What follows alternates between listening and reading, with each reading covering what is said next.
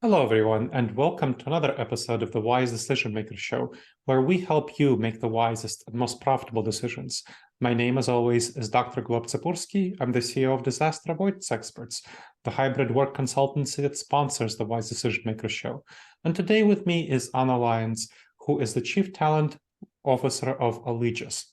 Now, let's talk about Alegeus a little bit later, but first, Anna, I want to ask you, what kind of benefits popped up during the pandemic, especially for the remote period that we've all experienced? Tell me a little bit more Sure. about that. Yeah, great question. So, as you can imagine, this was highly impactful in the benefit Mhm. space. So, first let's start with understanding a little bit more about data as related to some of our remote workers. Some of the statistics I'd gathered just quickly before our conversation shows that the number of people working remotely nearly tripled between 2019 and Mhm. 2021. So, obviously not insignificant and therefore highly impactful. And we're continuing to see that impact as we head even into 2023, with a really significant percentage of workers being able to elect to spend time working from home, right? And so that does Mhm. obviously have an impact on the benefits landscape.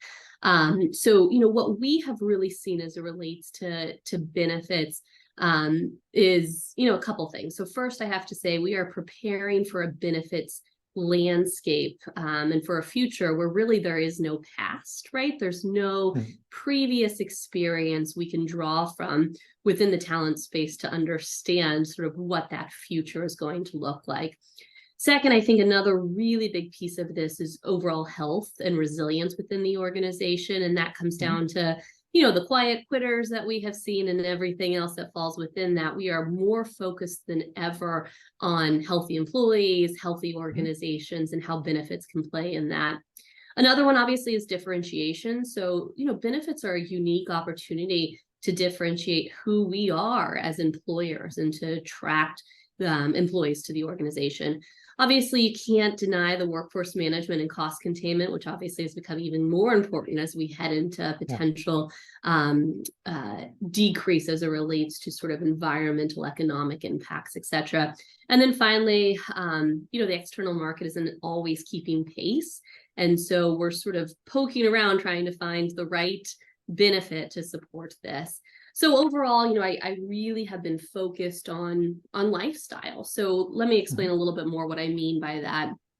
Throughout this entire evolution from a workforce management perspective, I have kept one word really in mind, which is this idea of choice. And that relates to everything in terms of where you work, your physical office location, vaccination mandates, Mhm. and then obviously benefits as well. This idea of choice has become so critical in lifestyle programs, which really gives employees choice and flexibility to Mhm. customize to the unique needs of employees, which has changed quite dramatically, has become the real, focus area and one of the benefits that have popped as a result of increased remote and hybrid work. Excellent. Now, let's talk a little bit about that flexibility. I've Yeah. helped 21 organizations transition to hybrid work arrangements. Mm-hmm. And I have to say, a few of them have had difficulties where the CHROs have had to manage a situation where the C-suite would really want workers back in the office. And the CHRO understands that that's a serious problem from the perspective of quiet quitting and attrition, but they can only push back so far. So a number of them, organizations have come back, let's say, to 3 days in the office, which is not optimal. And something that I've been working on with the CHROs is figuring out what kind of benefits can be offered to employees to reduce the quiet quitting. Mm-hmm. Of course, quiet quitting is one of the biggest problems of forcing people to return to the office because they're really resentful. They don't want to come to the office and do the same thing they're doing at home, which is, not really fun for anyone. But if the leaders, top leaders say that, at least it's not 5 days in the office, at least it's 3 days in the office. So how do we address that quiet quitting? And I've been working on how to use benefits to address that. How do we use benefits to reduce attrition?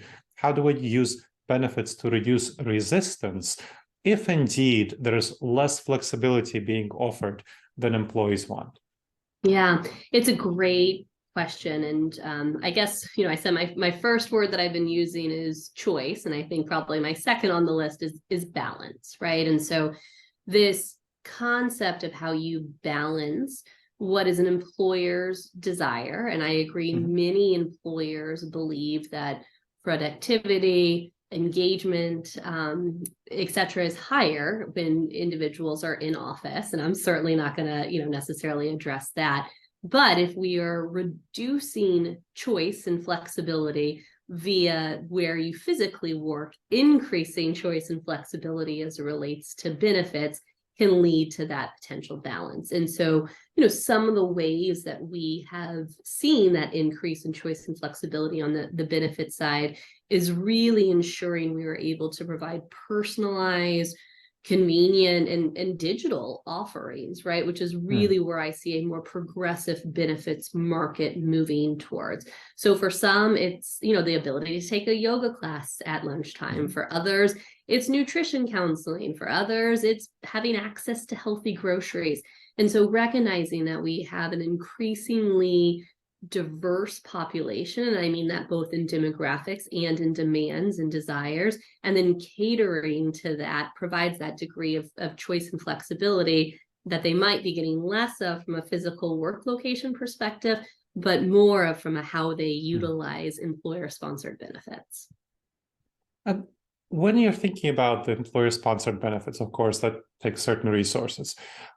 How should the employer be thinking about whether they should invest those resources in, let's say, a higher salary for workers who are coming to the office versus trading that off against the kind of benefits they offer? Yeah, it's such an interesting debate, especially right now in the economic environment that we are in. So,